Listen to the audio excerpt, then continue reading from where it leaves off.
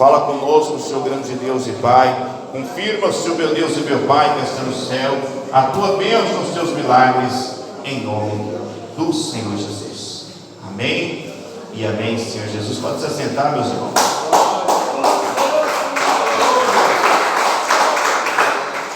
Dá glória a Deus, igreja. Bíblia Sagrada, ela nos fala aqui no livro de Apocalipse, a partir do capítulo 1, que estando João na ilha de Patmos. Quem estava na ilha de Patmos? João. Ele havia sido levado para aquela ilha porque era por costume ter prisões. Até hoje ainda tem prisão que é feita em ilha. Por que prisão feita em ilha? Porque se um preso fugisse da cadeia, para ele sair e fugir dali da ilha não tinha jeito, porque o mar estava em volta. E João, por pregar o evangelho e eles tentarem matar ele várias vezes, não deu certo. Então eles disseram: é melhor a gente exilar ele, deixar ele preso numa ilha. De repente, naquela ilha, a Bíblia Sagrada nos diz que Deus se manifesta a João. Esse João que a Bíblia fala não é o João Batista que batizava, é o João apóstolo, discípulo de nosso Senhor e Salvador Jesus Cristo. Esse João, ele tem uma visão e ele vê naquela visão um homem com olhos como chama de fogo. Ele vê naquela visão um homem que tinha os seus pés reluzentes como latão. Ele vê naquela visão um homem que o seu corpo resplandecia e o seu cabelo era branco como uma lã branca. E aquela voz dizia com ele, falava com ele para que ele escrevesse aquilo que ele haveria de ver. Então a palavra do Senhor nos diz que haviam igrejas. A Bíblia Sagrada nos fala sobre as 7 igrejas da Ásia. Existem países que estão concentrados no continente asiático. Entre essas igrejas estava a primeira igreja, que foi mandada a carta para ela, a qual se chamava Igreja de Éfeso. Você vai ver dentro da Bíblia Sagrada também algumas cartas que o apóstolo Paulo tinha mandado para a igreja dos Efésios, livro de Efésios. Então ali havia uma igreja, havia um pastor. O pastor daquela igreja chamava-se Timóteo. Timóteo era discípulo do apóstolo Paulo. Timóteo havia recebido uma mensagem de impacto. Timóteo, que vivia uma vida distanciada da presença de Deus, quando ele ouviu falar de Jesus, ele aceitou a Jesus e entregou de corpo, alma e espírito ao evangelho do nosso Senhor. Então Timóteo, ele chegou a ser um cooperador, um obreiro, foi ungido a pastor. E Timóteo começou a pastorear a igreja de Éfeso, dos Efésios, a igreja de Éfeso. Então este mesmo apóstolo Timóteo, este mesmo discípulo do Senhor, chamado Timóteo, ele constantemente fazia a obra de Deus. Constantemente ele pregava o evangelho de Cristo. Constantemente ele ganhava almas para o reino de Deus. Abra comigo no livro de Efésios, capítulo de número 1. Este mesmo Timóteo era um homem de bom testemunho. Este mesmo Timóteo era um homem que fazia a obra do Senhor sem olhar a hora, sem olhar a condição. E a igreja dos Efésios era uma igreja poderosa. A igreja dos Efésios era uma igreja que tinha muito amor no coração. Era uma igreja que tinha muito amor pelas pessoas necessitadas. Era uma igreja que repartia os bens com aqueles que passavam fome. Era uma igreja que visitava os idosos. Era uma igreja que visitava os enfermos. Era uma igreja que ajudava aqueles que estavam em necessidade. Efésios capítulo 1 e versículo de número 15. Preste atenção. A Bíblia Sagrada nos diz que o apóstolo Paulo ele está dizendo: pelo que ouvindo eu também a fé que entre vós há no Senhor e o vosso amor para com todos os santos, não cesse de dar graças a Deus por vós, lembrando-me de vós nas minhas orações, para que o Deus de nosso Senhor Jesus Cristo, Pai da glória, vos dê em seu conhecimento o espírito da sabedoria e de revelação. Quando o apóstolo Paulo, servo de nosso Senhor e Salvador Jesus Cristo, ficou sabendo da caridade ou do amor que a igreja de Éfeso tinha com as pessoas, ele ficou maravilhado. Ele ficou sabendo, olha, lá na igreja dos Efésios é assim, lá eles repartem com o necessitado, lá na igreja dos Efésios é assim, eles visitam os enfermos, lá na igreja dos Efésios é assim, eles perdoam quem feriu eles, eles têm muito amor uns com os outros, têm muita amizade, têm muito apego, um cumprimenta o outro com a paz do Senhor e enche da graça de Deus, um tem o prazer de conversar com o outro, todas as pessoas são unidas, estão unânimes entre si. Ele ficou sabendo do amor que havia entre os Efésios e ficou muito alegre, satisfeito. Quem está entendendo, dá glória a Deus. Até aqui tudo bem. Então a Bíblia Sagrada vai dizer aqui no livro de Apocalipse, capítulo 2, que de repente o Senhor aparece para João e diz: João, vai lá e fala para o anjo da igreja de Éfeso o seguinte: isto diz aquele que tem na sua destra as 7 estrelas, destra, direita, a sua mão direita. Ele está sentado ao lado do trono de Deus, nosso Senhor Jesus Cristo, sentado à direita do trono de Deus, e ali do lado direito tem 7 estrelas. 7 estrelas significam 7 anjos poderosos. Ele diz aquele que está sentado no trono e tem 7 anjos poderosos do lado dele também. Diz aqui aquele que anda no meio dos 7 castiçais de ouro. Castiçal era onde se colocava fogo para clarear. Castiçal significava 7 tochas de fogo, que significam 7 espíritos do fogo, do poder e da glória do nosso Senhor e Salvador Jesus Cristo. Diz que é aquele que se assenta no meio dos 7 castiçais de ouro que está falando. Fala para ele que sou eu. Sim, Senhor, o que mais? Aí no versículo de número 2 diz: fala para ele, eu sei as obras dele, eu sei o trabalho dele. Diz para a igreja lá que eles têm paciência. Eu conheço a paciência deles. Sabe o que é ter paciência na presença de Deus? É você passar uma luta e ficar firme, porque a Bíblia diz que a tribulação produz a paciência. O crente que tem paciência, ele passa a luta e permanece de pé.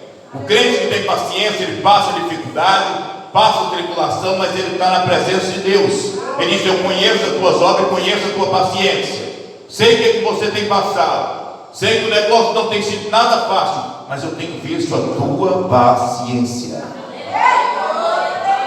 São atributos e que não pode sofrer os maus, e puseste as provas os que dizem ser apóstolos e não são, tu os achastes mentirosos. Ou seja, Timóteo e a igreja do Senhor Jesus Cristo lá em Éfeso colocaram à prova os falsos profetas, pessoas que diziam que era crente e não era. Eles começaram a dizer: olha, esse costume aqui não dá certo, dá licença, fazer a obra de Deus tem que ser de maneira correta, fazer a obra de Deus tem que ser de maneira certa, esse tipo de coisa não é válido. A Bíblia diz que ele colocou à prova aqueles que diziam ser e não era, porque o crente tem que ser ou deixar de ser, ou ele é crente ou ele deixa de ser crente, não existe meio termo. Eu sou crente mais ou menos, tem que ser crente fervoroso, renovado e cheio do Espírito Santo de Deus. Alguém pode dar glória a Deus aí na igreja?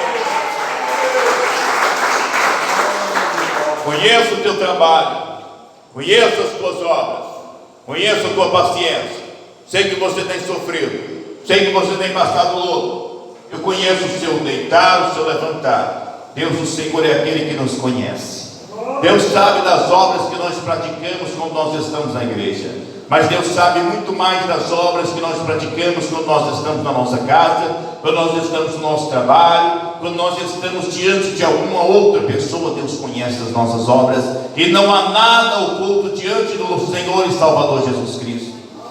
A Bíblia diz que não há nada encoberto que não há de ser descoberto. As coisas que são feitas em ocultas hão de ser apregoadas nos telhados, ou seja, aquilo que você comete ao escondido, diante de todos será manifesto. Então preste atenção. Sofreste, tem paciência, trabalhaste pelo meu nome e não te cansaste. A igreja continuava aberta, a igreja de Éfeso continuava aberta, o povo continuava trabalhando, o povo continuava pregando, o povo continuava orando, o povo continuava evangelizando, o povo continuava fazendo primeira e segunda parte do culto, o povo continuava trabalhando para o Senhor.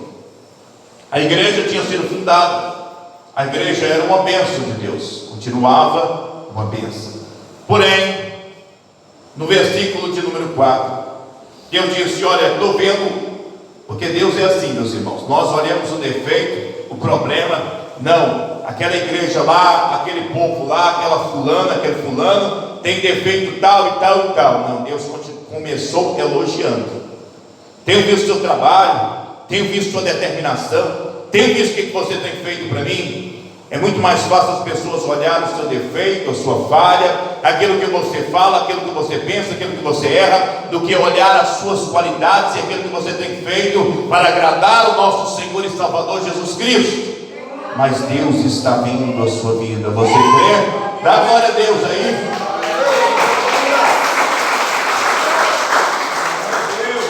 Aí Deus elogiou e disse: agora é a hora de eu cobrar também, porque Deus é amor, mas é justiça. Deus é fogo consumidor.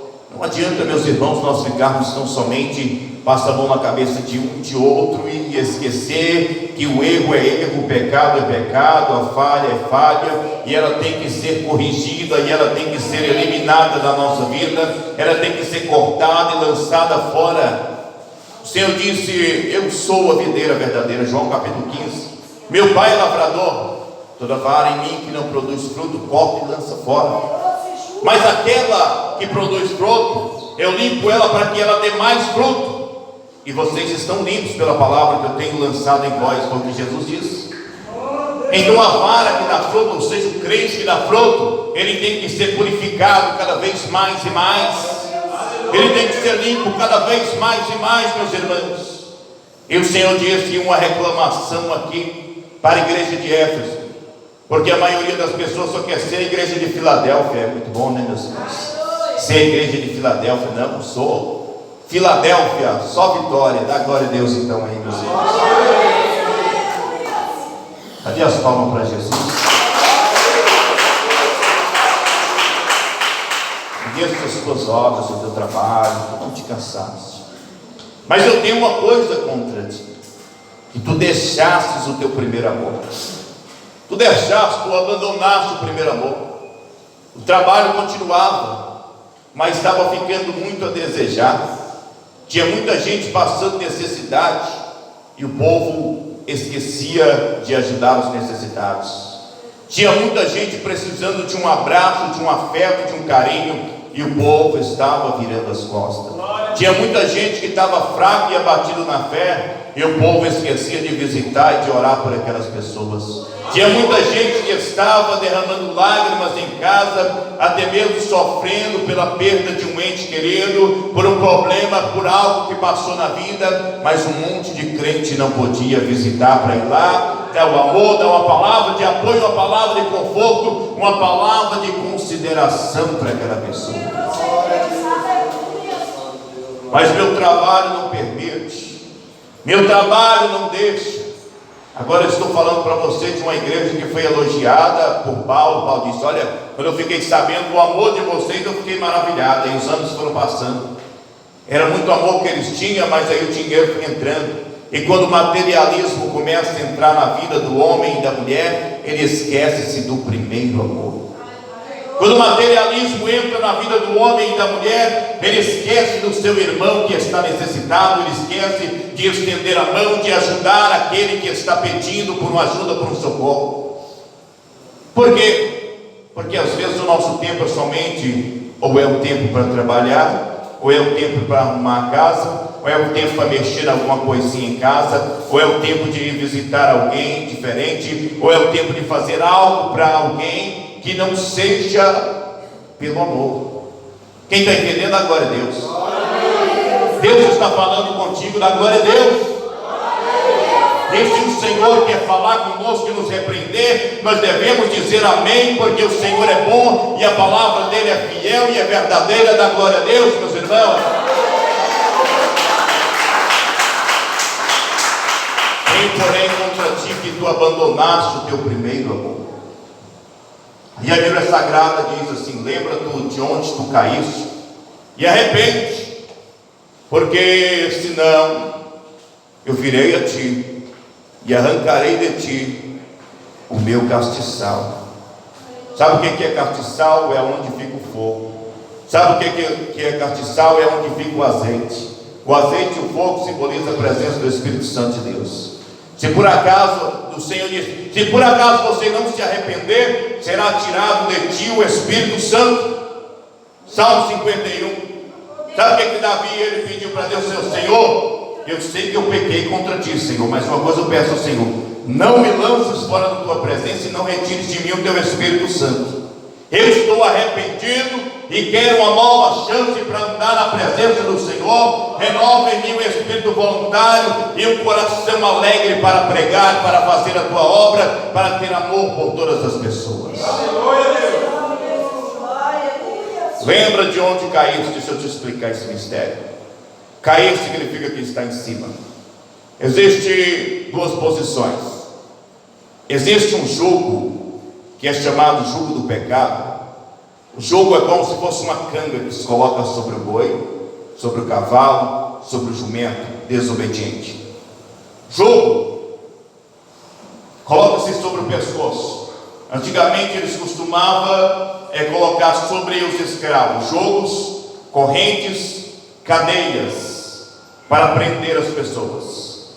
Então preste atenção uma coisa: quando o homem não tem um compromisso com Deus, ele anda debaixo do jugo da servidão. O jugo está em cima dele e ele está embaixo. Quando o homem aceita a Jesus e faz um compromisso com Deus, então ele começa a andar acima do jugo. Ele está numa posição acima. O jugo está lá embaixo. E aí quando o Senhor ele te resgata, te tira do mundo do pecado, ele arranca de você o jugo e joga o jugo fora. Aí o diabo fica andando atrás de você com o jugo, querendo colocar sobre você o jugo novamente. Você está numa posição acima. Entenda uma coisa: quem está com o jugo, ele é guiado para onde o inimigo quer. Você sabe que você coloca os arreios sobre o cavalo e fica sobre o pescoço deles, ali no rumo da cabeça deles também. Então, quando você puxa a corda para a direita, o cavalo vira para a direita. Você puxa para a esquerda, o cavalo vai para a esquerda. Você segura, o cavalo para. Você puxa mais um pouco, o cavalo vai de ré. Não é assim? Quem entende de carroça sabe muito bem o que eu estou dizendo. Então, é o jugo do inimigo. Quando o inimigo consegue montar em alguém e aprisionar ele no pecado, o inimigo leva ele para onde ele quer. Ele controla a vida daquela pessoa. Então a pessoa ela está abaixo. Aí a pessoa ouve a palavra de Jesus e aceita ele. Quando você aceita Jesus, você começa a ficar acima do jugo. O jugo existe ali ainda, mas você está andando acima dele. Você está andando num patamar acima. Você está flutuando, está andando debaixo das asas do Onipotente. Você está voando nas asas da glória do Senhor. Você está andando na presença do Espírito Santo de Deus, e assim nada pode te derrubar, porque você está na presença de Deus. Mas aí a Bíblia diz: lembra-te de onde tu caíste e arrepende. Sabe o que acontece? Quando o cristão para de olhar para Jesus, quando o cristão para de praticar as obras do primeiro amor, quando o cristão começa a aceitar o pecado para a sua vida como uma coisa normal e natural. Porque existem duas fases do pecado. A primeira fase é quando o ser humano começa a cometer o pecado e vem o temor sobre o coração dele, e ele começa a tremer: meu Deus, eu estou cometendo um erro. Aí aquela pessoa arrepende e para. Mas a segunda fase do pecado é quando a pessoa começa a não sentir mais aquele temor e aceitar o pecado como uma coisa natural para a sua vida, como se não fosse pecado. E começa a dizer: ah, Deus sabe todas as coisas, isso não é pecado. E começa a aceitar isso na vida dele. Sabe o que é que isso vira? Vira uma rotina, e isso começa a fazer parte da vida daquela pessoa. E aí o que acontece? Quando aquela pessoa está andando, está flutuando e começa a aceitar o pecado, ela cai e o jugo cai sobre a vida daquela pessoa novamente. E a Bíblia diz que o segundo estado daquela pessoa torna-se pior do que o primeiro. Então preste atenção, lembra-te de onde tu caíste e arrepende, porque quando a pessoa se arrepende, Deus vai lá, quebra o jugo novamente, arranca aquela pessoa daquela situação e coloca ele para flutuar, para andar novamente na glória e na presença do Senhor e Salvador Jesus Cristo. Quem crê que Deus quer te renovar, levanta a mão e dá 2 glórias para Jesus. Aí ele disse: quem tem ouvidos, ouça o que o Espírito diz às igrejas. Ao que vencer, dar-lhe-ei comer da árvore da vida, que está no meio do paraíso de Deus. Quem quer comer dessa fruta da árvore da vida, da glória a Deus? Foi reservado para a igreja do Senhor, foi reservado para quem paga preço, foi reservado para quem diz: não, isso é pecado, não vou fazer, porque eu quero me alimentar da árvore da vida. Imagina que fruta maravilhosa é essa. Imagina que glória maravilhosa é essa, você poder sentar na mesa e o próprio Jesus vir servir dizendo: vinde benditos do meu Pai, no fiel vocês foram, no pouco vocês foram fiéis, e no muito eis que eu tenho vos colocado. É isso que Deus tem para a sua igreja. Vamos nos preparar, meus irmãos, vamos buscar a face do Senhor, porque senão, se nós não nos arrependermos, o Senhor tirar de nós o nosso castiçal, a presença do Espírito Santo. Mas uma vez que nos arrependemos, o Senhor nos renova, o Senhor nos dá força, o Senhor nos levanta, o Senhor nos capacita, o Senhor nos usa, o Senhor nos abençoa. Levanta sua mão e diga: Senhor Jesus, me dá força, porque eu quero voltar ao primeiro amor. Senhor Jesus, eu sei que não é fácil para mim, mas as coisas que são impossíveis ao homem são possíveis ao Senhor. Bate palma e dá glória a Deus.